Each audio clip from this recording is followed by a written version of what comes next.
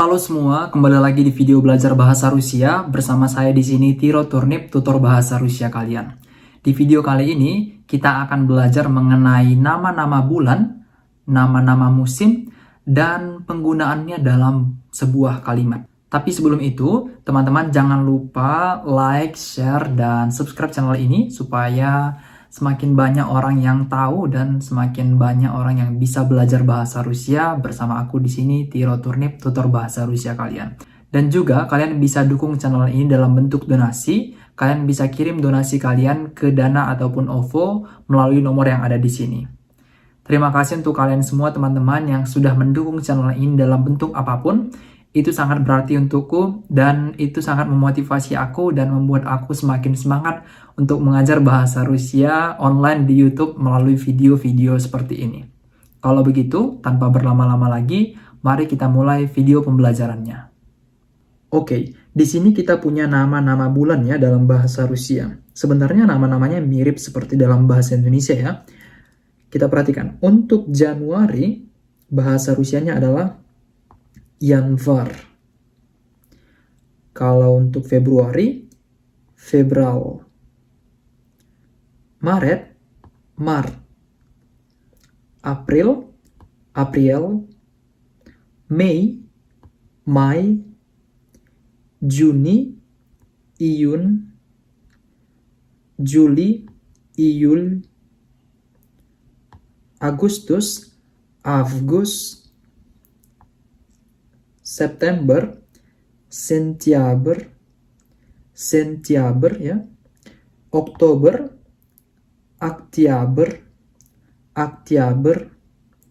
November, Nayaber. Dan Desember, Dekaber ya. Jadi kita punya Yanvar, Febral, Mart, April, Mai, Iyun, Iyul, August, Sentiaber, Oktober, Nayaber, Dekaber. Di sini gampang ya, mirip-mirip banget kok dengan bahasa Indonesia. Untuk nama-nama musimnya ya teman-teman, musim kan dalam bahasa Rusia ada 4 ya. Ada musim dingin. Bahasa Rusianya adalah Zima, musim dingin. Yang kedua, ada musim semi atau bahasa Rusianya Vesna. Yang ini ya, Vesna. Selanjutnya, ada musim panas. Lieta, penekanannya di Y, makanya huruf O-nya tidak dibaca menjadi huruf. Penekanannya di huruf Y, makanya huruf O-nya dibaca seperti huruf A. Lieta. Dan musim gugur, bahasa Rusianya adalah Osien. Ya. Jadi ada Zima, Vesna, Lieta, Osien. Gitu ya teman-teman. Nah, tambahannya lagi, ini kan untuk nama-namanya aja ya, yang tadi untuk bulan dan musim. Kita juga akan bahas sedikit tentang pertanyaan kakda. Ada yang masih ingat kakda artinya apa? Kakda artinya adalah kapan. Ya. Nah, untuk nama bulan-bulan, kita gunakan kasus 6 untuk menyatakan waktunya. Maksudnya seperti apa? Seperti ini contohnya. Kemarin kan kita udah pernah belajar ya, kalau kasus 6 itu biasanya akhirannya menjadi Y ataupun I. Untuk teman-teman yang belum menonton video penjelasan kasus ke-6, aku saranin juga untuk menonton videonya supaya lebih paham ya. Nanti aku buat link videonya di deskripsi video ini. Perhatikan, Yanvar artinya bulan Januari. Tapi kalau mau bilang di bulan Januari, kalian tambahin V, terus ganti tanda lemahnya jadi Y. Jadi Yanvarie. Kalau untuk di bulan Februari sama aja ya teman-teman, maka jadi apa? Fevralie. Di bulan Maret jadi Martie. April ya, jadi Vaprilia. Mai. Di bulan Juni berarti jadi apa? Iunie. Di bulan Juli, v iulie. Di bulan Agustus berarti jadi apa teman-teman? В августе ya. Ini karena aku tulisannya tegak bersambung, huruf T-nya jadi seperti huruf M ya. Buat tulisan biasa aja, supaya jangan bingung ya. В августе. Jadi V dan A boleh digabung ya. Jadi bacanya в августе.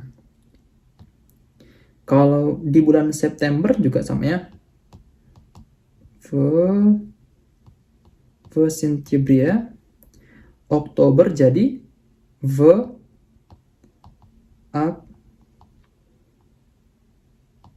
октябре. November jadi kalau mau bilang di bulan November jadi в ноябре. Dan yang terakhir untuk di bulan Desember jadi aku tulis tulisan biasa aja, в декабре.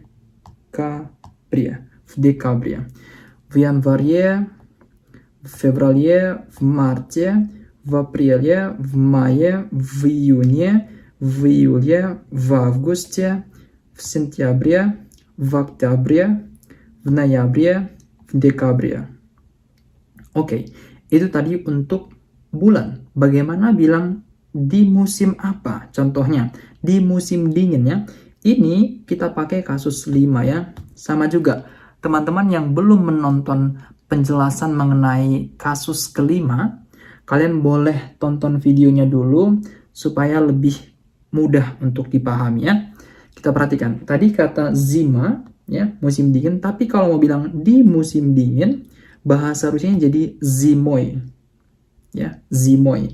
Tapi kalau ini vesna, musim semi. Kalau mau bilang di musim semi jadi vesnoy.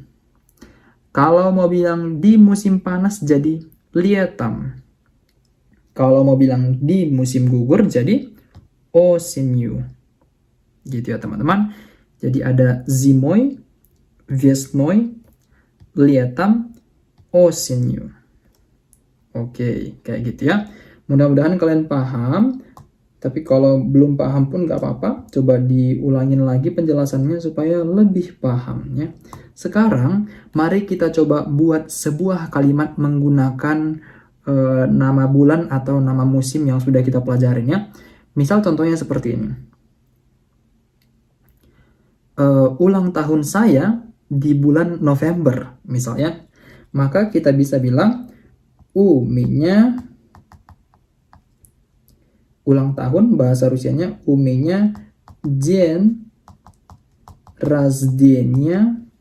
Oke, U-nya день рождения. U-nya день рождения di bulan November, maka в ноябре. U-nya день рождения в ноябре. Kayak gitu ya contohnya. Atau misal kita bilang saya pergi ke Indonesia di musim panas. Maka gimana bilangnya? Я поеду в Индонезию di musim panas. Maka ini kita pakai ya, летом. Gitu ya teman-teman. Atau contoh yang terakhir, misal apa ya contohnya, kami belajar bahasa Rusia di bulan Januari ya. Misal мы belajar apa bahasa Rusianya? Изучать. Dikonjugasikan мы изучаем русский язык. Kami belajar bahasa Rusia di bulan Januari. В январе. Gitu ya. Contoh yang terakhir, misalnya kami merayakan Natal di bulan Desember misalnya. Maka jadi apa teman-teman? Мы bahasa Rusianya merayakan itu jadi отмечаем. sorry ya, отмечать berarti мы отмечаем